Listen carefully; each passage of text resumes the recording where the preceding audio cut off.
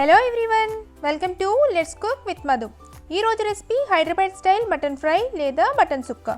ఇది స్పైసీగా సూపర్ యమ్మీగా ఉంటుందండి. దీన్ని టమాటో చారు అన్నంతో తింటే చాలా టేస్టీగా ఉంటుంది. ఈ మటన్ ఫ్రైని మీరు ఇంట్లో ట్రై చేయండి, మీ ఇంట్లో అందరికీ నచ్చుతుంది. దీన్ని చాలా ఈజీగా టేస్టీగా ఎలా చేయాలో ఈరోజు వీడియోలో చూసేద్దాం. So let's cook. ముందుగా మసాలా కోసం ఒక ప్యాన్లో 2 టేబుల్ స్పూన్ల ధనియాలు, 4 ఎండుమిర్చి, 2 ఇంచుల దాల్చిన చెక్క, 1 టేబుల్ స్పూన్ మిరియాలు, 8 యాలకులు, 8 లవంగాలు, అర టీ స్పూన్ షాజీరా వేసుకొని మంచి సువాసన వచ్చే వరకు రోస్ట్ చేసుకోండి.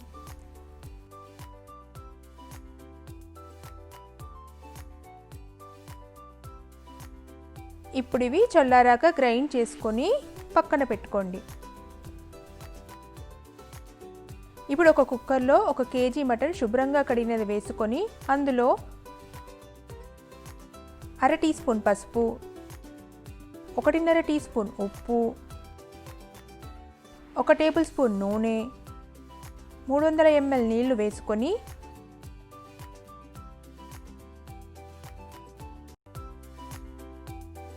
మూడు విజిల్స్ వచ్చే వరకు కుక్ చేసుకోండి.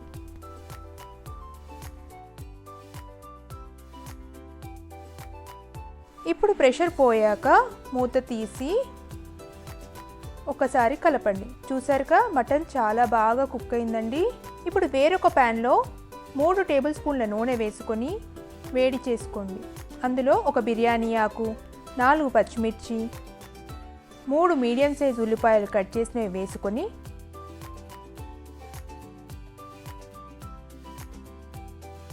కలిపి మూత పెట్టి 2 నిమిషాలు మగ్గనివ్వండి. ఇప్పుడు ఇందులో కొంచెం పుదీనా ఆకులు వేసి కలిపి మూత పెట్టి ఉల్లిపాయలు లైట్ బ్రౌన్ కలర్కి వచ్చే వరకు మధ్య మధ్యలో కలుపుతూ ఫ్రై చేసుకోండి. పుదీనా ఈ ఫ్రైకి మంచి రుచినిస్తుందండి. చూసారుగా ఉల్లిపాయలు లైట్ బ్రౌన్ అయ్యాయి. ఇప్పుడు ఇందులో 2 టేబుల్ స్పూన్ల కొబ్బరి పొడి వేసి 1 నిమిషం ఫ్రై చేయండి. ఇప్పుడు ఇందులో 2 టీ స్పూన్ల అల్లం వెల్లుల్లి పేస్ట్ వేసి పచ్చివాసన పోయే వరకు ఫ్రై చేసుకొని అందులో 1 టీ స్పూన్ కారం వేసి కలపండి. ఇందులో మనం ముందుగా ఉడికించిన మటన్ నీళ్ళతో పాటు వేసుకొని హై ఫ్లేమ్లో ఫ్రై చేసుకోవాలి.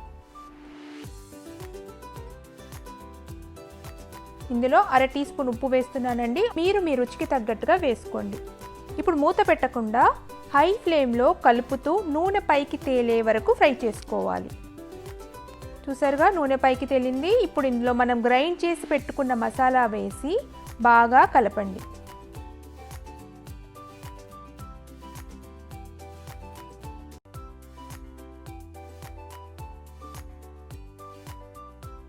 చివరిగా తరిగిన కొత్తిమీర వేసి కలిపి స్టవ్ ఆఫ్ చేసుకోండి.